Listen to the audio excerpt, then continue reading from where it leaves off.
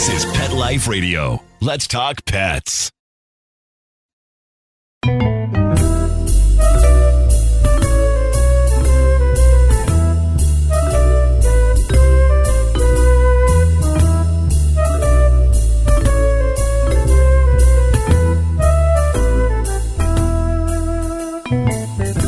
Hello, cat lovers. Welcome to Cattitude. I'm your show host, Michelle Fern, and really excited to have today's guest back. And we're going to talk about something that we have never talked about on Cattitude with all the shows we've done. And it's an amazingly interesting subject. So, cat chakras. Stay tuned. We'll be right back. Take a bite out of your competition. Advertise your business with an ad in Pet Life Radio podcasts and radio shows. There is no other pet-related media that is as large and reaches more pet parents and pet lovers than Pet Life Radio. With over 7 million monthly listeners, Pet Life Radio podcasts are available on all major podcast platforms. And our live radio stream goes out to over 250 million subscribers on iHeartRadio, Odyssey, TuneIn, and other streaming apps. For more information on how you can advertise on the #1 pet podcast and radio network, visit PetLifeRadio.com/advertise today. Let's Talk Pets on PetLifeRadio.com.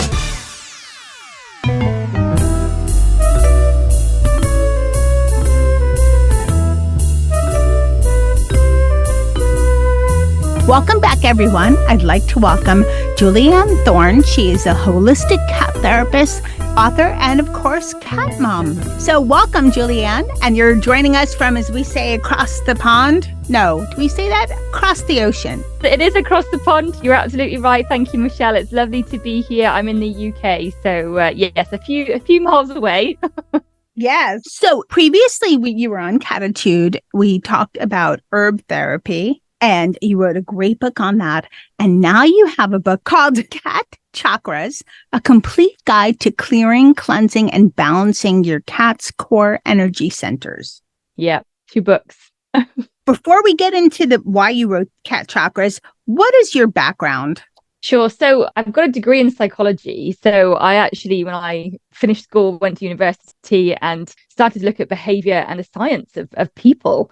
And when I left university, I got my first cat, Pickle, and she was incredibly poorly. And I'm the kind of person that asks why.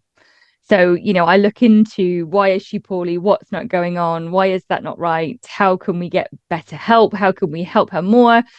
So, I kind of investigate, I suppose. And Pickle led me to train in different complementary modalities. So as you mentioned about the aromatic cat book, I've trained in feline self-selection. And I've got other qualifications in meditation, chakra work, aura cleansing. And I brought it all together when Pickle had various problems. I learned about animal communication and how to support her holistically. And by holistically, I meant, with every element that impacts her. Holistic, in my opinion, isn't alternative.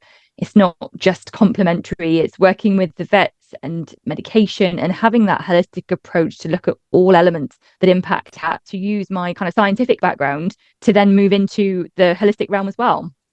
Okay, thanks. And why did you write Cat Chakras? What did you think that, I guess, the feline community, which is people that are cat pet parents that are considering it or just have a deep interest in cats, those would all be included. Why did you think they need to know about cat chakras? Because this is not a subject that's widely talked about in the feline world. Oh, you're absolutely right. It is not talked about a lot, if at all. And I really hope that the book changes that. So I wrote the book because I've been offering cat chakra treatments, one-to-one with clients for a while. And I wanted to give people the opportunity to help their cats themselves. It's all very well coming to me or going to see a therapist or having a treatment by somebody else. But we love our cats so much. They are in so many ways more than family members. And I wanted people to have the opportunity to explore energy work, whether they were new to it or had previous experience of energy work. I wanted them to be able to support their cat themselves, give them the tools to provide that holistic approach in the comfort of their own home. And Julie-Anne, let's talk about what exactly are chakras. Most people, if they've heard the term, know that it has to do with parts of the body and there's different colors, and they've heard about clearing or cleansing, but they might have heard it in a movie or article or something, but it's not something that is talked about a lot. It's very holistic. So kind of, I guess, in a simplified explanation, what are chakras? So chakras are the core energy centers of the body. So humans have them, cats have them, dogs have them, and they are the kind of gateway between the physical body and the external environment. So it's almost like the energy can flow from the environment into the cat and from the cat out into the environment. So if we see a cat being frustrated and showing a behavior, scratching the sofa, they are actually moving energy. And equally, on the flip side of that, if a cat isn't able to perform a traditional cat behavior, it can block one of their chakras. It can impact the energy center in the body. And as you rightly said, Michelle, so in my experience, there are 7 main chakras. There are some schools of thought that believe that there are more.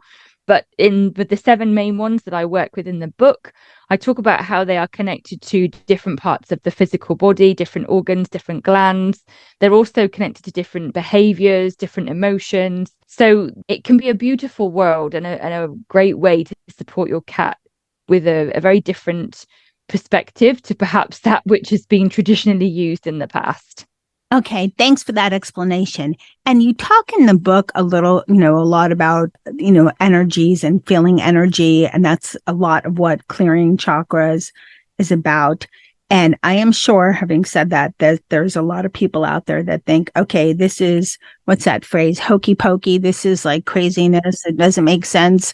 When I was in grad school, and this is for an MBA, one of my first classes was written on, the use of crystals for different purposes. So there's a lot of alternative ways. It's just maybe in a lot of Western medicine, as they call it, we don't always think outside our box of standard medicine.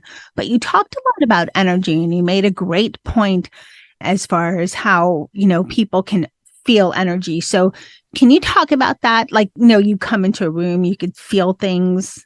Have you ever been into a place, like say you go to a retail store and you could tell that it's uncomfortable and you just want to leave because the vibe, quote, energy is just not comfortable? I think in this day and age, we are so used to believing what we can see. And that's why I think that you mentioned before about the kind of hokey pokey, like the woo-woos, that is also the term that I hear a lot. People don't always believe in energy or understand it because they can't always see it. But we can all feel it. And exactly like you said, and I mentioned in the book, everybody has felt energy.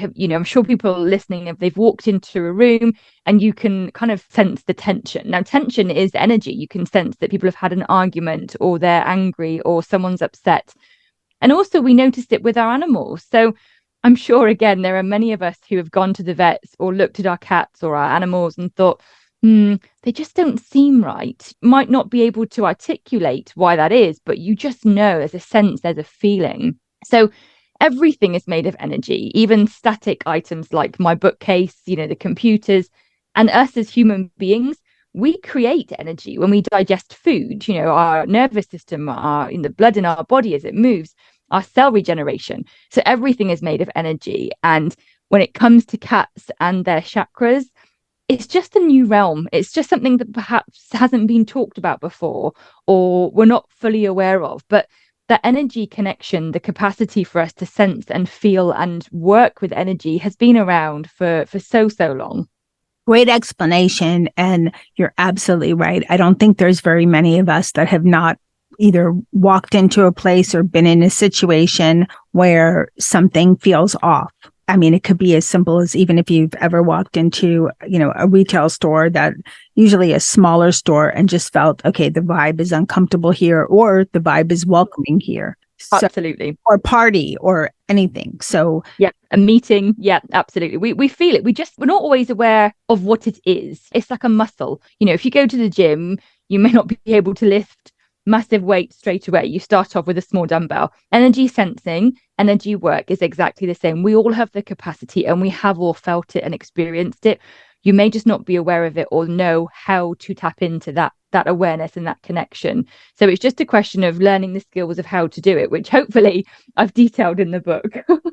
That's great information. And I think it helps people to understand that people that are thinking, or might have the mindset, and there's nothing wrong with that, oh, I can't even wrap my head around this conversation. Think outside the box, because there are a lot of things that are not explained. I mean, the moon moves the tides. So if that could move water, I don't know. Does that make sense, Julie? Yeah. So like, and that's the thing. You can't see the moon moving the water, can you? You don't see the moon like, swish it to and fro in a bucket, but we know that happens. And again, with energy, there are scientific studies. I don't quote them in the book because I'm not here to prove that what I do works, but there are scientific studies where they look at atoms and DNA and energy and how it moves and how you can sense it in different places. I've read, being the psychologist at heart, I've read so many books about it. And like I said, it is kind of, we are conditioned or used to believing what we can see. And actually, this is a case where it's about believing what you can feel. And that's not a space that we are, I would say, necessarily encouraged to lead into, which again is why, like you said, Michelle, this isn't a very well-known topic. It's not a very, popular experience or approach, but it's real. And I've had some beautiful results with my own cats and with clients. When I've offered them energy work, when we've used color therapy, it's been such a beautiful transformation to support the cat's health, well-being, and kind of overall demeanor. It's a wonderful way to support that Western medicine approach that you mentioned. Okay. And before we take our break and then go on to the second half, what are some things cat pet parents need to consider when using holistic methods for healing? And you mention this often in the book, that it's not a substitute for not visiting your veterinarian, but there are some things to consider. Absolutely. So energy medicine, energy work is exactly like you said, it's a form of medicine. So you need to respect that. Respect that you're working with energy, respect that you are a being of energy. So when you're working with your cat, there is an exchange of energy. I talk about grounding your own energy in the book. I talk about kind of preparing your intention for the session if you go to work with your cat, like you would if you were getting a medication from the vet. You'd find out how to administer it to your cat. You'd find out what the likely side effects could be, or how the medication may impact your cat's behavior or appetite or whatever. And energy work is the same. So it can influence and impact the cat, which can manifest in real ways that you can see: a change of behavior, a change in emotional state. The biggest top tip for me, I think, when it comes to looking into or stepping into trialing energy work is to be open, and also to discuss it with your vet. Like you said, I have a very close relationship with my vet. I am pro-vet, because in my experience with Pickle and my two boys, Leo and baby Max, that holistic approach is myself and my vet. It's not me versus my vet. I can't cure a broken leg with one of my boys with energy work. I will help the bones to heal. I can potentially reduce pain. I can support the emotional strain of dealing with that trauma. But ultimately, I want the vet to be able to put pins or a cast or whatever it may be onto my cat's leg to help it heal. So it is really about having that joined up approach in my experience. Okay, thank you. We're going to take a short break and we'll be right back. Molly, here's your dinner. Zeus, that's not your food. Don't let that happen to your precious cat. Elevate your cat's eating experience with the Cat Tree Tray. The Cat Tree Tray keeps your cat's food off the floor and conveniently located on the cat tree. It's the perfect way to eat. It's a beautiful wrought iron tray that easily attaches to your cat tree and keeps dogs and other critters out of your cat's dish. A must for multi-pet households. There's a 6-inch tray for large bowls and a 4-inch tray for smaller bowls. Purchase your Cat Tree Tray today. Go right now to cattreetray.com. That's cattreetray.com. CATTREETRAY.com. Let's talk pets Let's talk pets on Pet Life Radio. Pet Life Radio. PetLifeRadio.com. Welcome back, everyone. We're talking to Julie-Anne Thorne, who wrote the book Cat Chakras. This has been so much great information. So now that we've talked about what chakras are about, cat chakras, a bit about holistic medicine, how would you begin the process of clearing your cat's chakras? There's so much great detail in your book. Of course, this is just an overview. I was going to say, so the first thing I would say would be to look at the book, because it is that I've put a detailed breakdown of how to kind of get yourself ready in the cat. One of the things I would say for a high level, it's about creating the space and, setting the scene for the environment. So if you think about if you went to go and have a massage or a spa treatment, you don't just, have a facial when you're sat on the bus going to work. You go to a place where there is soft music, the light is slightly dimmed, the environment is welcoming. And that we also need to provide for cats because they are predator and prey animals. So they don't just kind of rock up and, roll over ready for healing. And especially some nervous cats or anxious or aggressive cats, you need to take into consideration the individual requirements and the individual needs of that cat. So it's about turning off distractions. It's about being really present with them. And it's about giving yourself the opportunity to come out of your headspace where we spend a lot of time thinking and doing, checking emails, looking after family, the next job to do, etc. Coming into your heart space, which is where we have the heart to heart connection, chakra to chakra with our cats, and offering them the space to step into energy work. And when you can set the scene and when you can show up from a grounded and kind of open energetic space, then you can step into working with your cat and offering them the opportunity to balance their chakras or clear their chakras, whatever it is that they may need, and then enjoy that healing experience together. It's really about deepening your connection with them when you step into this space of energy work between the two of you. That says it. As you were talking, I was thinking, it's the same as, have you ever been in a situation and, this is where you don't have your head right, and whether it's a job interview or meeting someone or having anxiety and just saying, no, I'm going to focus and I'm going to get my mind in the right set. Same thing, right? If you're not in your mind is not set and you're cleared and you're ready to begin the work, it's not going to be in the right mindset. So it's just not going to happen. It's not like it's magic. I mean, right? You have to be in the right mindset so that you can perform the cleansing and whatever else is, needed to clear your cat's chakras. Yeah, for sure. So, imagine if you went to a meeting that, they were going to talk about budgets, for example, and you turned up and you've got your notebook and you've got your presentation all about resources. The meeting's not potentially going to go very well because, you haven't come with the right tools, with the right kit. And energy work is exactly the same. So showing up whilst you're looking at your phone or checking emails and thinking about things to do, trust me, I've got this experience. The cat won't want to join you in that healing session. And also for people, so I've been doing energy work now, oh my gosh, for nearly 10 years, I would say. And I still take a moment before I do any energy work, with clients or my own boys. I take a moment to prepare myself, to catch my breath, to come into the present moment where I can then use my energy, let's say muscle, that energy skill to then work with the cat. So, I've been doing it for a while. I would not say I'm a pro because I think you can always grow and evolve. However, I still need to take a moment to get into the zone. So it's the same for other people. If you read the book, if you're struggling to connect with your cat, be patient and be kind to yourself.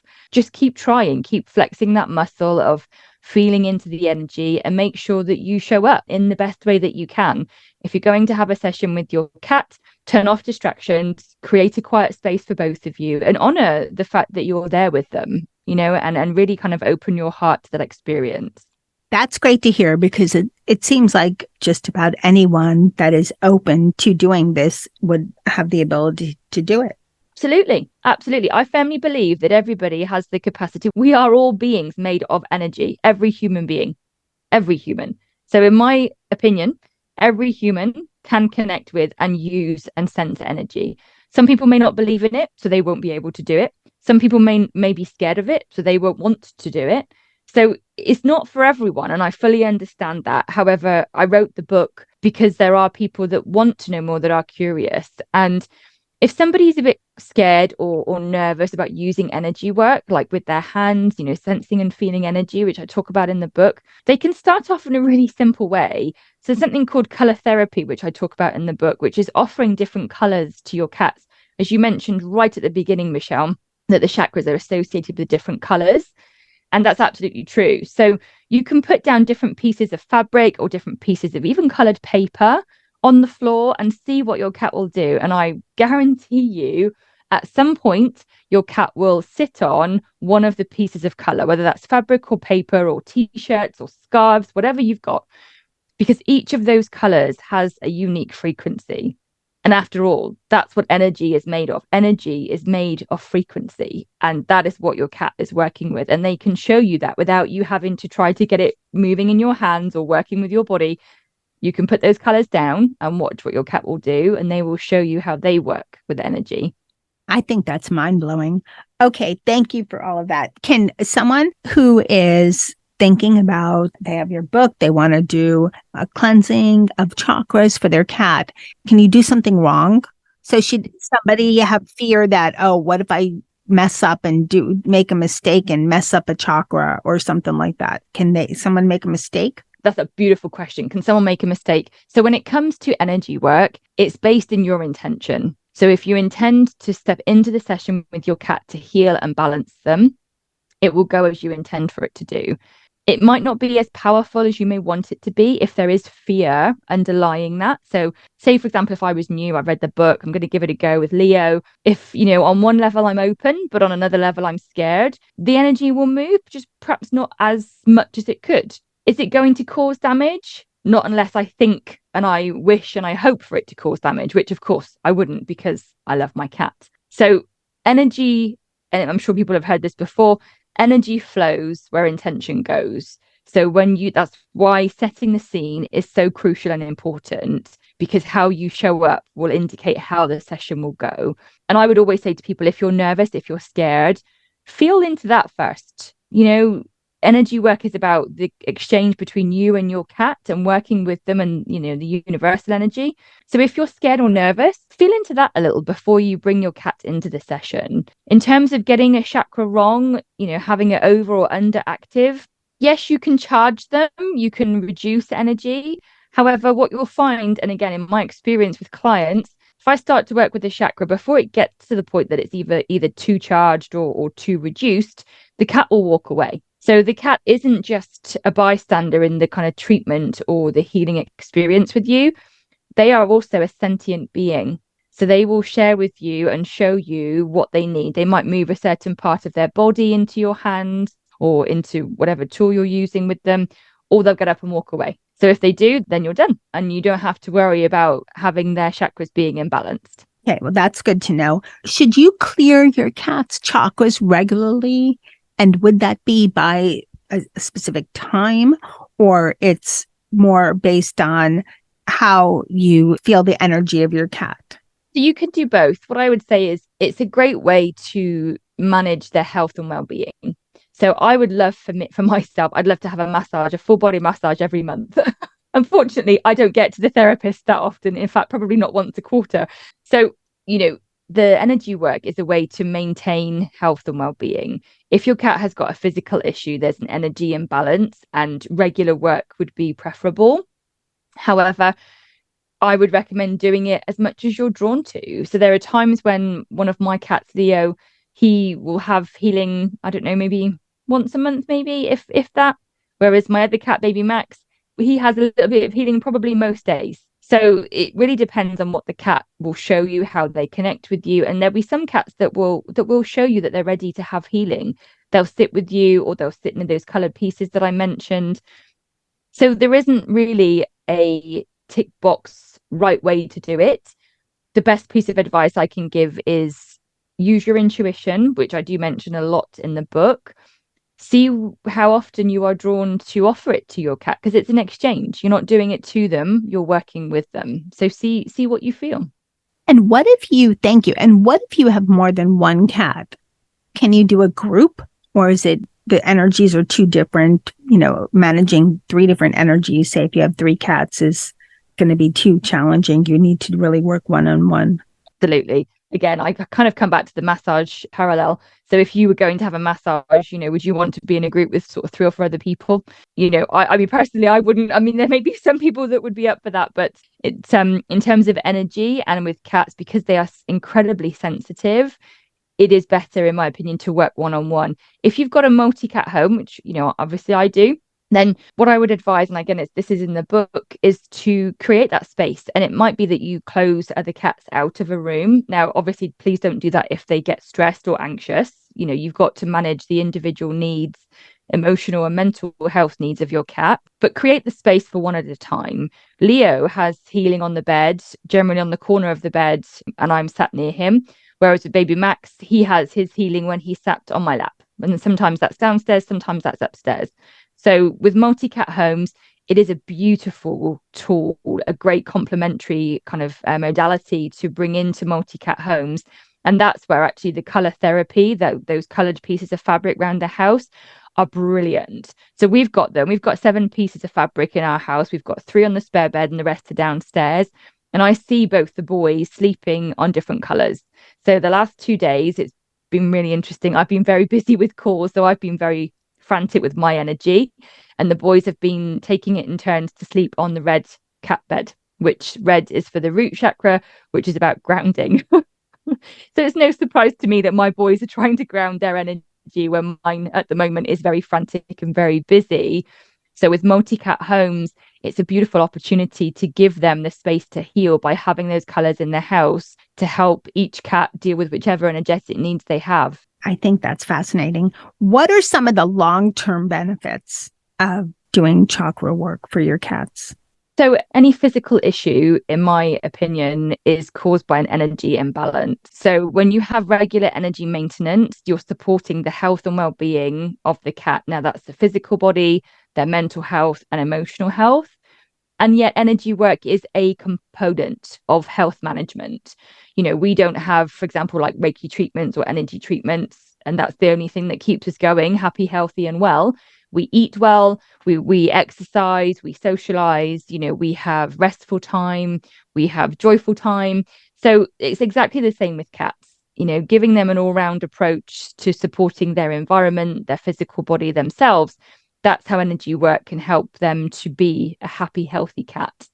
I think it's fascinating, and I plan to do a lot of chakra work. My cats need it, especially Charlotte, because she has a lot of stress. I can feel her. So Julie-Anne, we've talked a lot about cat chakras, but people have chakras as well. So should people make sure that they're balanced before they work with their cats, or in tune with their cats? Yes. So as you said, we are all beings made of energy. And if I went to work with one of my boys straight after having a day of calls, or, having a very intense situation or feeling tired, my energy flow, my energy in my body isn't going to flow as well. Now, when we're working with cats and their chakras, we're not using our energy to charge or to balance theirs. We're tapping into, I call universal, some people call source energy, align with whichever word works for you. We're not taking it from me and giving it to the cats. It's coming through me for them. So it is really helpful for us as the humans, the pet parents, the cat guardians, to manage our own energy. And that's where, for me, the kind of the undercurrent and the foundations of the book are around our health and well-being. So yes, you can offer your cat a chakra cleanse. Yes, you can balance their chakras, but also, how are you looking after yourself? Are you supporting your own energy centers by managing, your health and well-being? Because as I said, with the example with Leo, I was stressed. I'd had a busy day. And in fact, both my boys, not just Leo, baby Max as well, they can feel that energy. So to help to balance your cat's chakras, it is helpful to manage your own as well. And in the book, I've got a really helpful, almost like a mini meditation, where I talk about a tool called the Calm Connection. And that's about taking, a few deep breaths with your eyes closed and doing that before you prepare the session for your cat. But actually, and a lot of my clients and people in my Soul-Led Guardian program will share with you, I use that tool all the time, closing my eyes, pausing what I'm doing, taking a few deep breaths. It really helps to center and ground myself and my energy. So before you start to work with your cats, take a breath, catch yourself and come into the moment as well, because your energy is just as important as your cat. Yes, it is. I absolutely agree. So, Julie-Anne, if someone is very interested in cat chakras, but they're a little apprehensive about doing it themselves, is there somebody to reach out to, or are they need to buy your book and do it themselves? I know that it's not something that is widespread, at least not in the US. Probably a little bit more widespread, I think, in Europe, but not so much in the US and North America. But is there someone to call or reach out to? It's not very widespread here either, Michelle, unfortunately, which is sad, to be honest. So I would say if you read the book and you're not quite sure, come and join the Naturally Cats community. So I offer a handful of opportunities every month where I work with clients one-to-one and offer chakra cleanses for their cats. If you're not ready to even take that step, because for some people that can still be a bit daunting, my chakra cleanses are all remote. I work with the cat's picture, shift its energy, through the connection. And even if you're not kind of comfortable of taking that step and offering your cat a chakra cleanse, just follow me online, come into the community, watch my lives, start to kind of absorb the content and information about chakras, and if people are still nervous or cautious, start with the humans. I think sometimes we can be I've certainly had times in the past where I've been very nervous or apprehensive about working with my cats, whether it was Leo and baby Max or Pickle, the cat that came before, about trying something with them. So I've kind of looked at it into myself. I've looked at what I can do from a human perspective, because it's easier to connect or to understand that element. And then my cats have led me to investigate it more with cats. So work, kind of backwards. If you're not confident to do it from the book a session with me and I can do a healing treatment with your cat. And if you're still not confident or comfortable with that, just come and join the Naturally Cats community. Watch some of my lives. I share chakra cleanses every month for previous clients so you can understand what to expect. I do webinars every month. I do classes. I have a lot of free options that people can come and join.